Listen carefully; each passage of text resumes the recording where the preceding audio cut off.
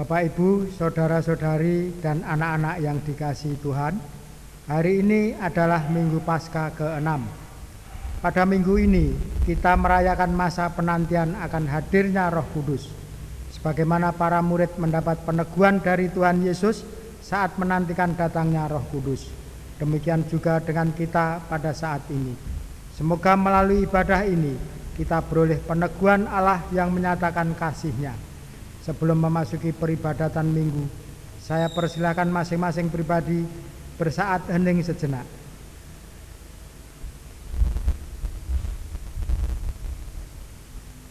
Marilah kita menyanyikan Kidung Jemaat 2, bait yang pertama.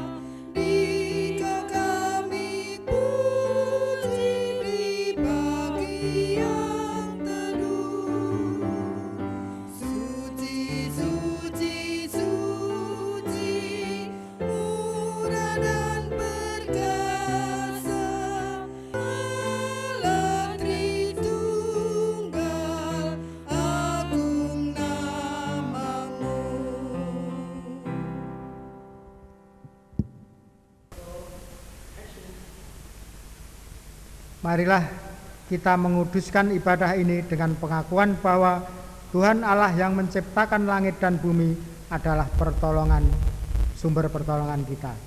Kasih karunia dan damai sejahtera dari Allah Bapa dan Tuhan Yesus Kristus turunlah atas kita. Amin.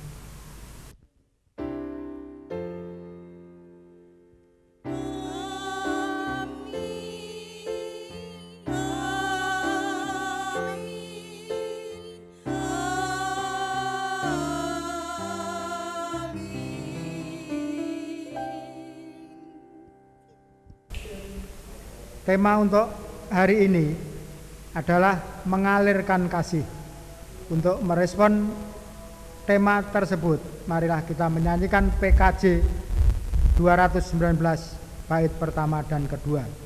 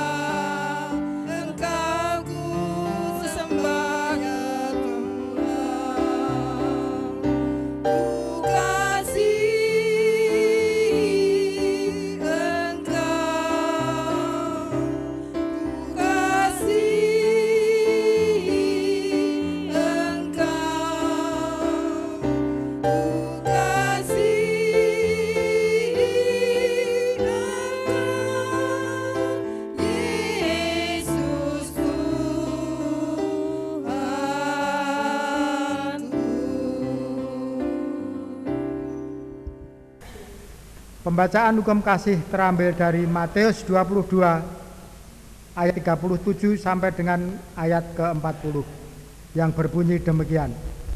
Jawab Yesus kepadanya, "Kasihilah Tuhan Allahmu dengan segenap hatimu dan dengan segenap jiwamu dan dengan segenap akal budimu. Itulah hukum yang terutama dan yang pertama. Dan hukum yang kedua yang sama dengan itu ialah, kasihilah sesamamu manusia seperti dirimu sendiri." Pada kedua hukum inilah tergantung seluruh hukum Taurat dan kitab para nabi. Marilah kita berdoa memohon pengampunan dosa secara pribadi.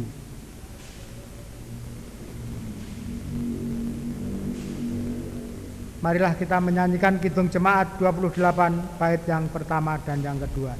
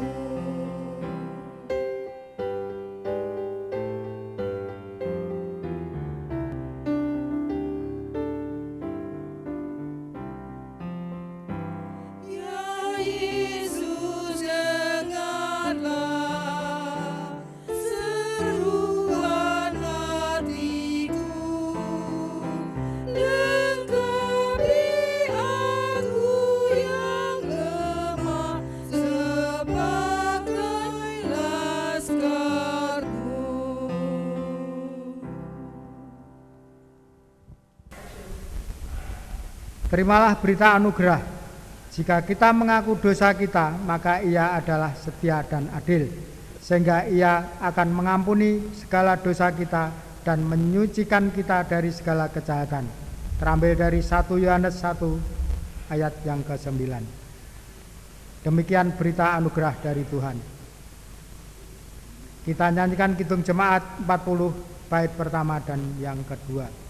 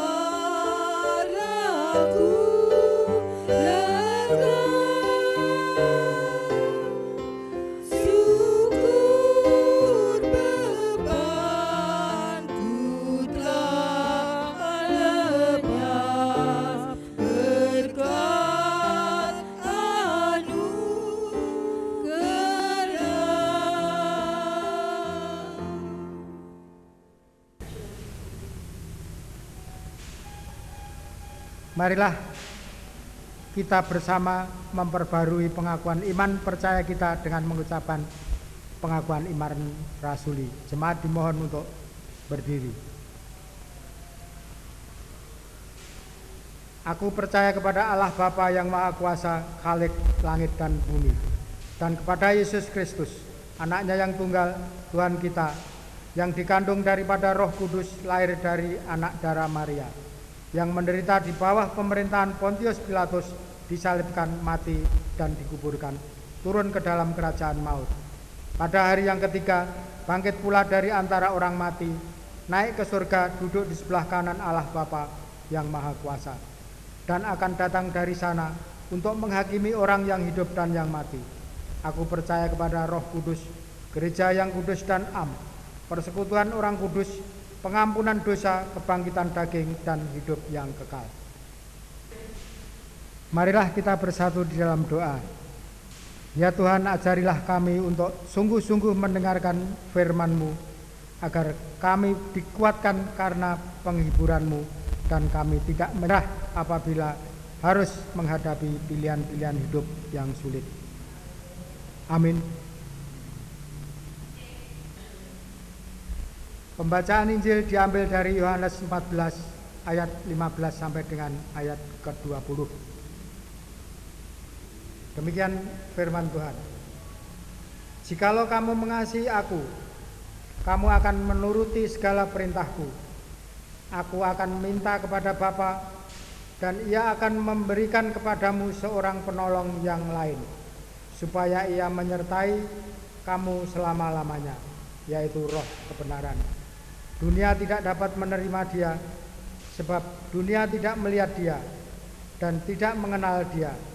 Tetapi kamu mengenal Dia, sebab Ia menyertai kamu dan akan diam di dalam kamu. Aku tidak akan meninggalkan kamu sebagai yatim piatu. Aku datang kembali kepadamu. Tinggal sesaat lagi dan dunia tidak akan melihat aku lagi, tetapi kamu melihat aku, sebab aku hidup dan kamu pun akan hidup. Pada waktu itulah kamu akan tahu bahwa aku di dalam Bapa-Ku dan kamu di dalam aku, dan aku di dalam kamu. Demikianlah Injil Yesus. Yang berbahagialah adalah mereka yang mendengarkan firman Allah dan yang memeliharanya. Haleluya. Salam saudara-saudara yang terkasih, anak-anakku. Hari ini kita akan bersama-sama mendengarkan sabda surgawi di Minggu Paskah yang ke-6. Tema kita pada minggu ini adalah jangan gentar, Allah mencurahkan Sang Penghibur. Bacaan kita dari Yohanes 14 ayat 15 sampai 21 memberikan pesan kepada kita sebelum Kristus naik ke surga, bahkan sebelum kematiannya, Yesus sudah dapat merasakan rasa gentar, rasa takut yang terjadi pada murid-muridnya ketika ia harus berpisah dengan Sang Guru. Bagaimana saudara-saudara kondisi kejiwaan para murid Yesus pasca kematian Kristus? Ketakutan adalah sesuatu yang sangat manusiawi. Ketakutan adalah suatu sistem dalam kejiwaan kita yang sesungguhnya kita butuhkan untuk mengontrol diri kita. Tapi ingat, ada dua jenis ketakutan. Yang pertama adalah ketakutan yang destruktif, yang merusak jiwa dan hidup manusia. Ketika kita takut masa depan kita dan anak-anak kita, cucu kita bagaimana ya? Kita begitu khawatir.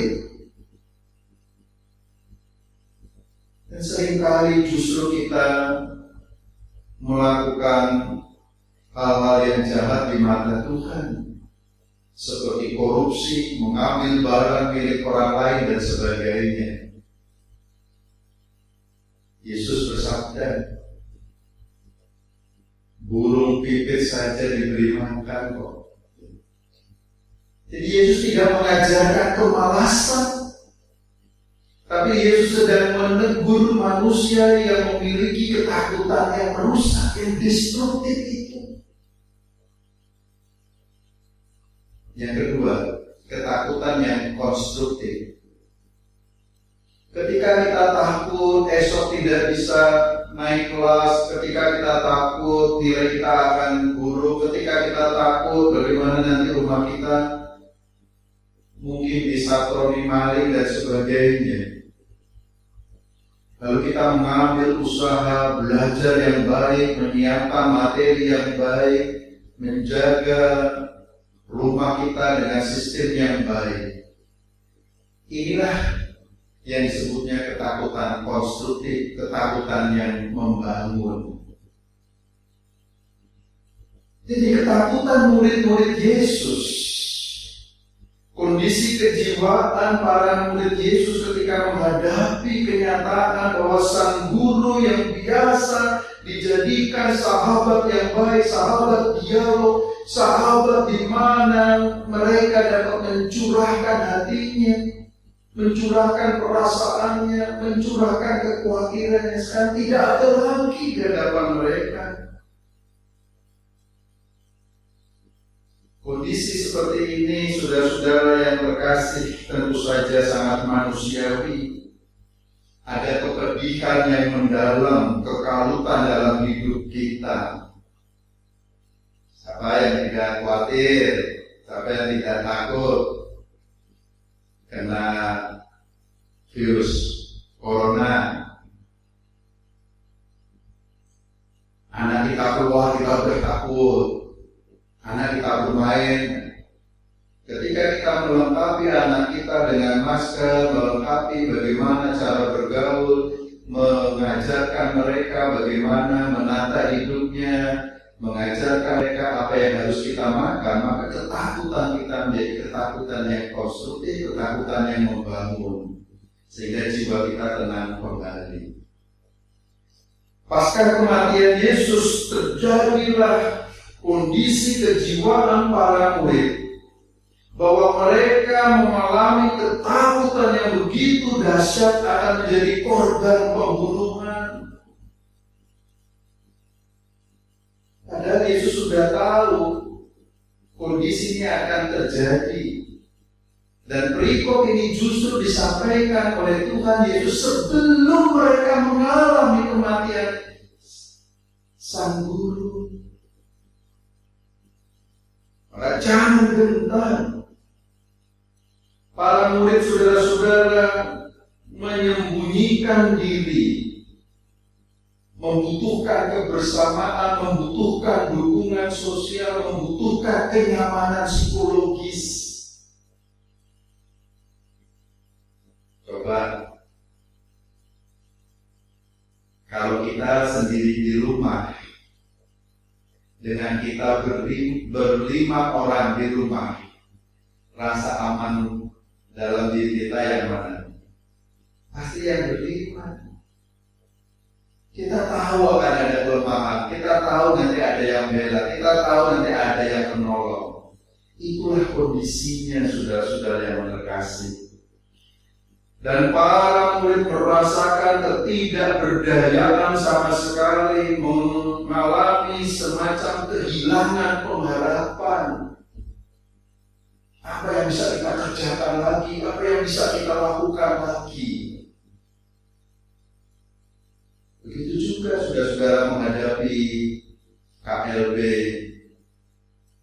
virus corona ini, kita bisa kehilangan pengharapan itu. Mungkin juga di antara kita ada yang menjadi korban PHK. Mungkin di antara kita juga saudara-saudara ada yang harus melakukan kewajiban kemanusiaan yang mulia, menjadi perawat, menjadi dokter. Kita harus bersentuhan dengan sang korban. Bukan hanya kita yang khawatir, anggota keluarga kita. Bahkan kita menjumpai anggota keluarga juga mengalami ketakutan, mengalami kegentaran, mengalami keputusasaan. Nah sekarang, apa arti Yesus bersabda kepada para muridnya, jangan gentar, aku akan memberikan roh penghibur.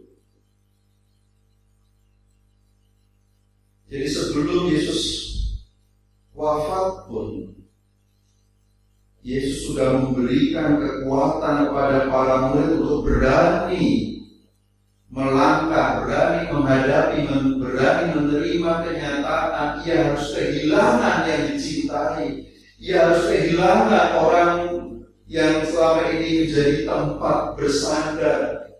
Orang harus disiapkan berani kehilangan orang yang menjadi tempat mencurahkan hati dan perasaannya.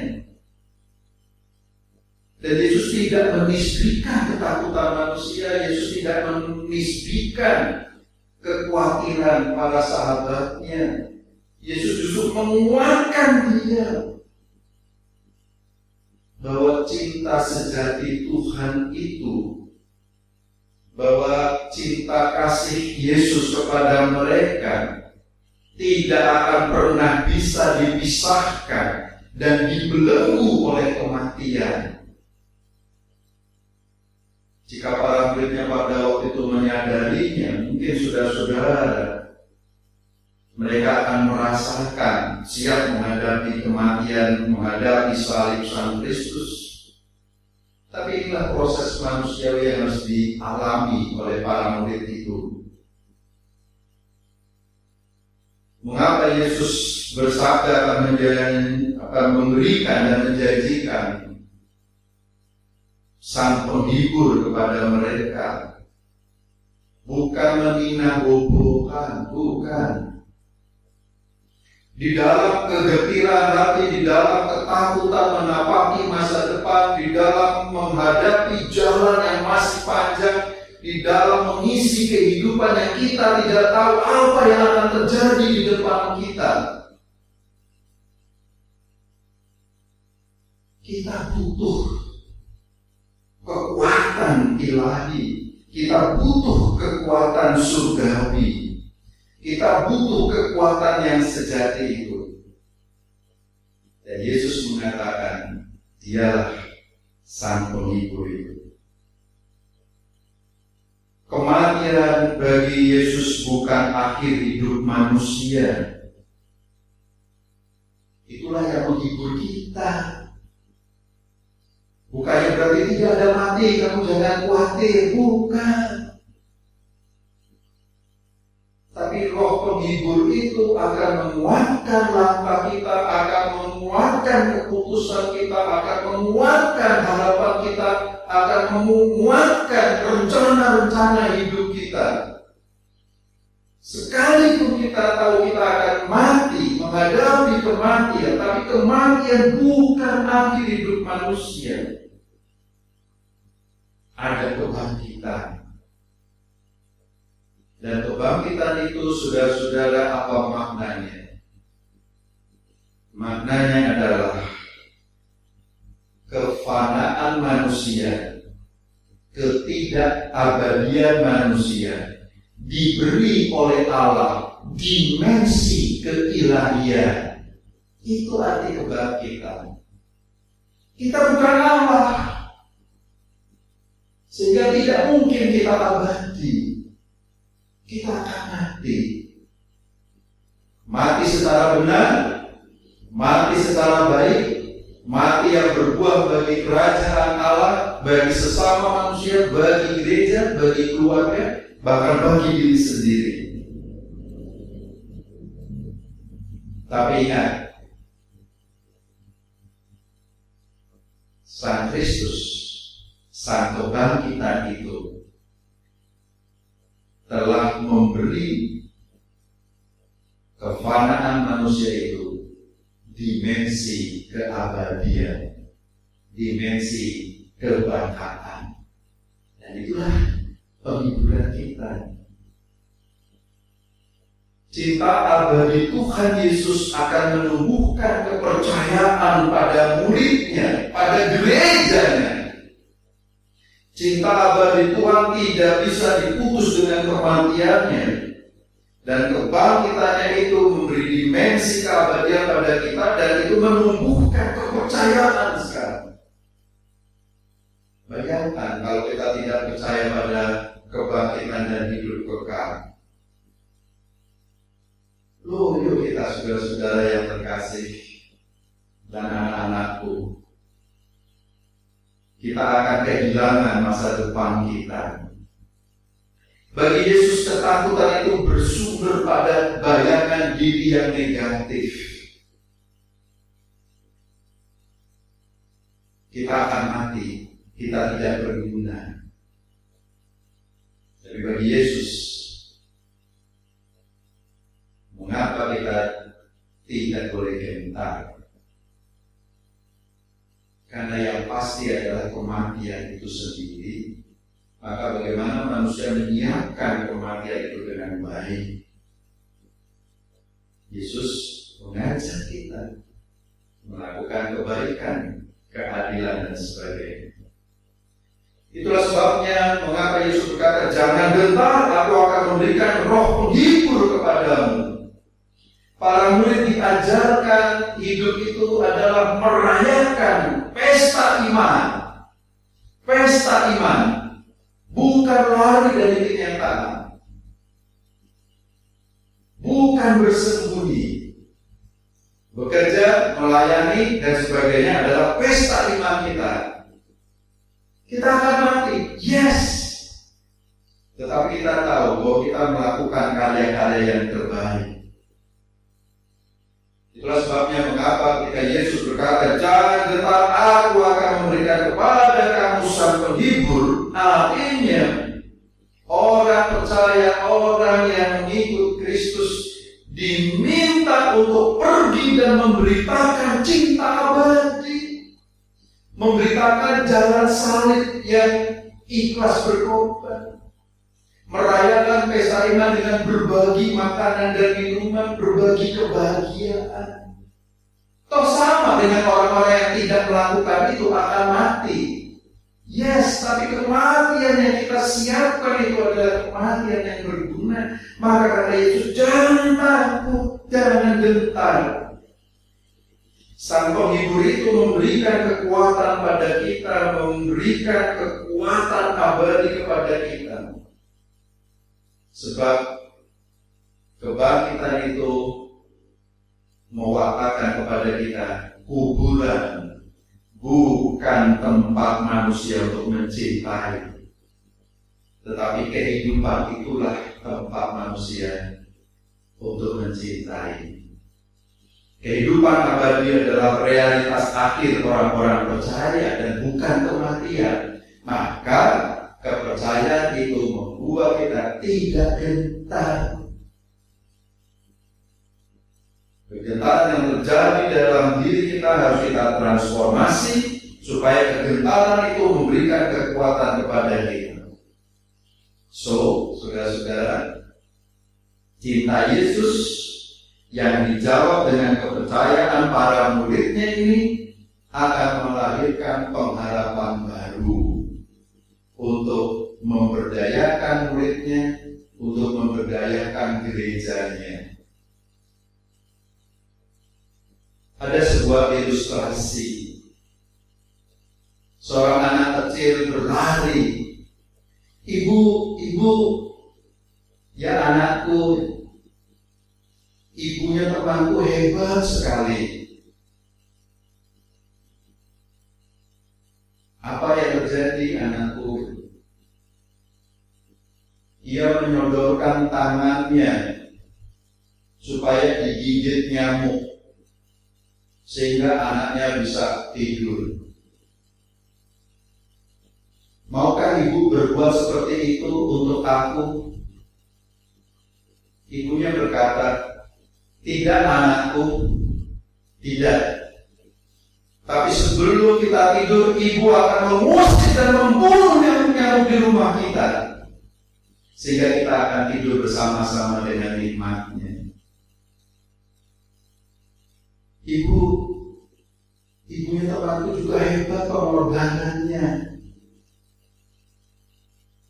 Ia membiarkan anaknya makan terlebih dahulu, bahkan nambah, dan ibunya akan makan yang terakhir, sisa-sisa pun tidak apa-apa.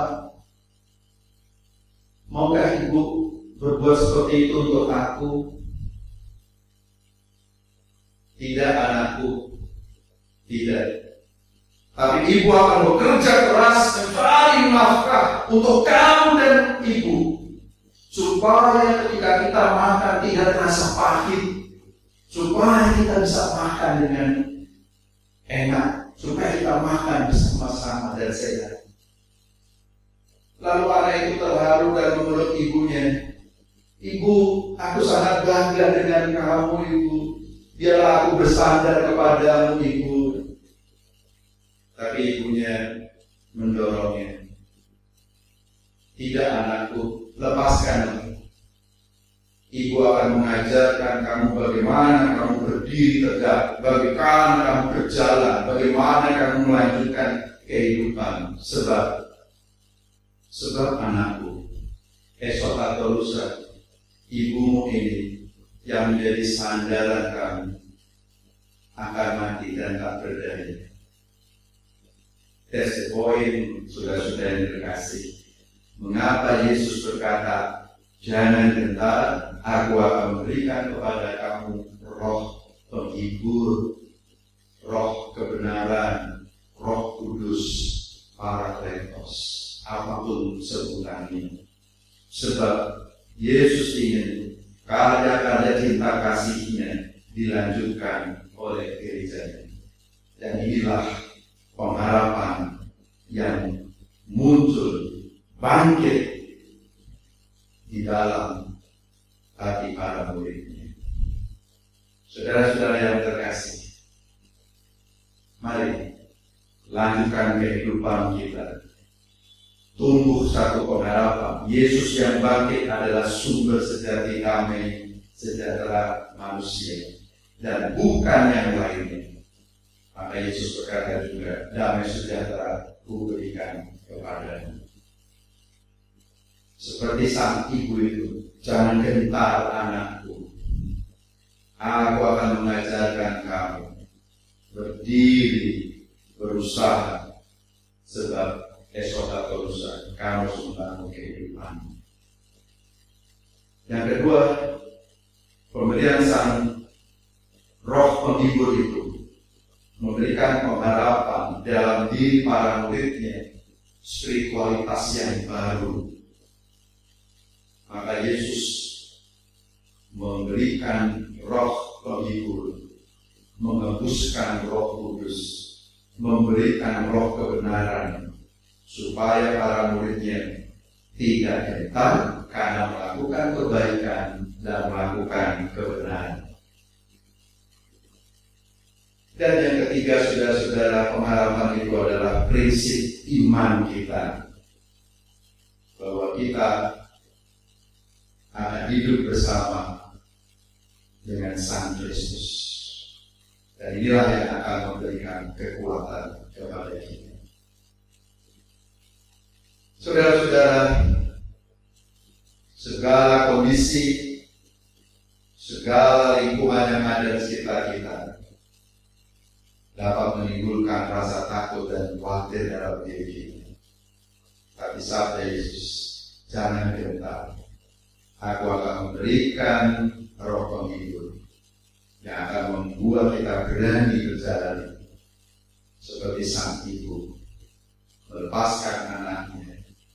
Tidak, anakku, ibu akan mengajar kamu untuk berdiri tegak dan melanjutkan kehidupan.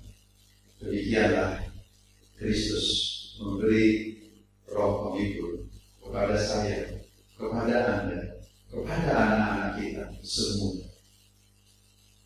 Salam damai sejahtera. Tuhan memberkati kita. Amin.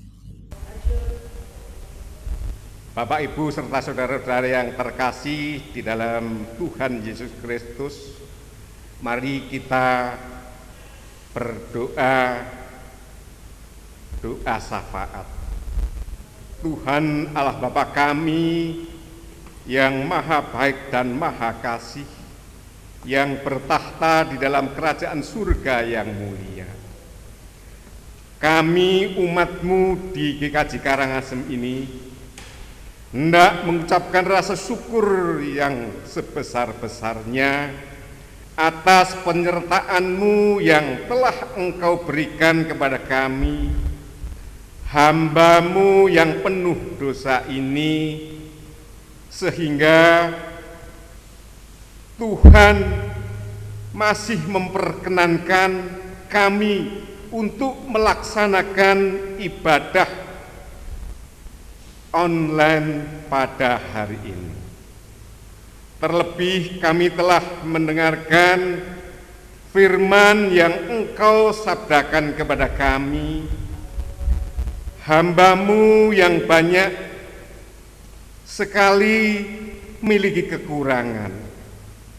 Bapa dalam surga, kami mohon berkat-Mu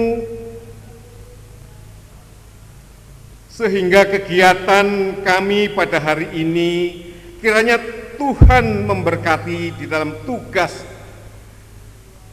kami melayani Engkau. Tuhan yang Maha Kasih, kami juga menyerahkan segala pergumulan kami, baik itu pergumulan terkait dengan permasalahan gereja kami Tuhan, maupun permasalahan kami pribadi lepas pribadi. Kiranya Tuhan berikan hikmat-Mu dan Tuhan menolong kami, baik gereja kami maupun pribadi lepas pribadi, sehingga permasalahan yang kami hadapi saat ini dapat terselesaikan dengan baik atas pertolongan-Mu. Tuhan yang Maha Kasih dan Maha Mulia, kami juga berdoa bagi saudara kami yang pada saat ini sedang sakit, baik itu yang berada di rumah sakit maupun yang berada di rumahnya masing-masing dan yang tidak dapat kami sebutkan satu persatu. Kiranya Tuhan berkenan hadir dan memberikan kesembuhan. Bapa yang Maha Kasih, kami juga mohonkan berkat bagi saudara-saudara kami yang sedang mengalami permasalahan di dalam hidup dan kehidupannya, baik itu permasalahan pekerjaan yang pada saat ini sedang mengalami PHK, maupun yang dirumahkan dari pekerjaannya. Kiranya Tuhan berkenan memberikan jalan keluar yang terbaik. Terlebih-lebih Tuhan, kami teringat akan keberadaan di negara kami maupun di lingkungan kami yang pada saat ini sedang terjadi adanya wabah COVID-19, sehingga membawa dampak yang kurang baik terhadap hidup dan kehidupan kami bersama pada saat ini. Kami mohon Tuhan senantiasa tolong kami dan beri kekuatan kami untuk menghadapi segala cobaan ini. Tuhan yang Maha Kasih, kami juga berdoa untuk para pemimpin pemerintahan dan negara bangsa kami Tuhan. Kiranya Tuhan berikan hikmat-Mu kepada para pemimpin kami, baik dari tingkat yang paling atas sampai dengan tingkat yang paling bawah, sehingga para pemimpin kami dapat melaksanakan tugasnya dengan baik, sehingga dapat tercipta negara kami, yaitu masyarakat yang adil dan sejahtera. Kami juga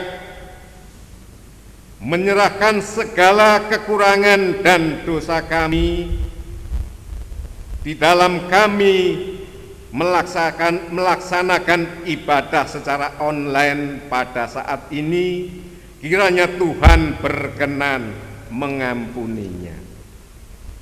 Inilah ucapan syukur dan doa kami yang kami naikkan di dalam satu nama, yaitu Tuhan kami Yesus Kristus. Amin. Bapak, Ibu, serta saudara-saudara yang terkasih, marilah kita nyatakan rasa syukur kita melalui pemberian persembahan. Firman yang mendasari persembahan kita pada saat ini terambil dari 1 Tawarikh 29 ayat yang ke-14 yang berbunyi demikian. Sebab siapakah aku ini dan siapakah bangsaku, sehingga kami mampu memberikan persembahan sukarela seperti ini. Sebab daripadamu lah segala-galanya, dan dari tanganmu sendirilah persembahan yang kami berikan kepadamu. Bapak, Ibu, serta saudara yang terkasih, marilah kita menyanyikan dari Kidung Jemaat 302 bait yang pertama dan kedua.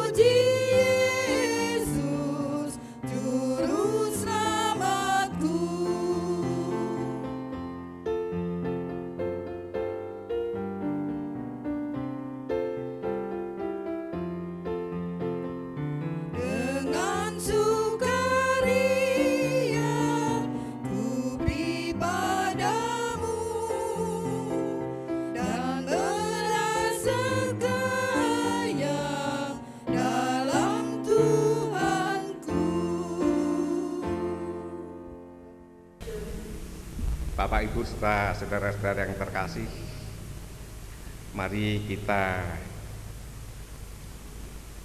aturkan persembahan kita kepada Tuhan di dalam doa.